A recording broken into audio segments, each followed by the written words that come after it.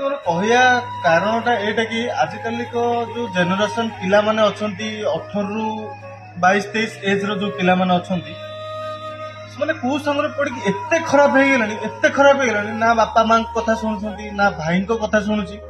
ଗୋଟେ ବାପା ମା କେତେ କଷ୍ଟ କରିକି ତମକୁ 18 ବର୍ଷରୁ ଉର୍ଦ୍ଧ୍ୱ କରୁଛନ୍ତି, ତମେ କୋଉ ସଙ୍ଗରେ ପଡି ପାଠଶାଠ ଛାଡି କୋଉଠି କାମ କରି ମାସକୁ 10,000 କି 12,000 ଇନକମ କରୁଛ, ସେଥିରେ ତମେ ବିଡି ଗଞ୍ଜେଇ ମଦ ଖାଇକି ମାନେ କୋଉ ସଙ୍ଗରେ ପଡି ପଇସା ବର୍ବାଦ କରିଦଉଛ।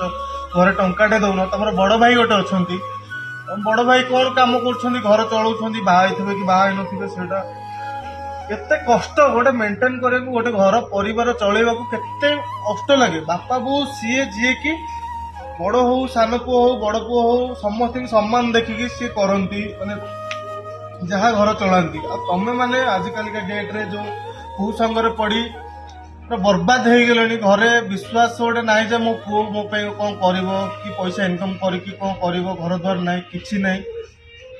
ସେଇଟା ତମେ ମାନେ ଜାଣିବା ଦରକାର ଯେ ଯୋଉ 2-4 ବର୍ଷ ରହିଲା ଟାଇମ, 18ରୁ 22-23 ବର୍ଷ ଯୋଉ 2-4 ବର୍ଷ ତମେ ଟାଇମ ବର୍ବାଦ କରୁଛ, ସେ ଟାଇମ ବର୍ବାଦ କରନି।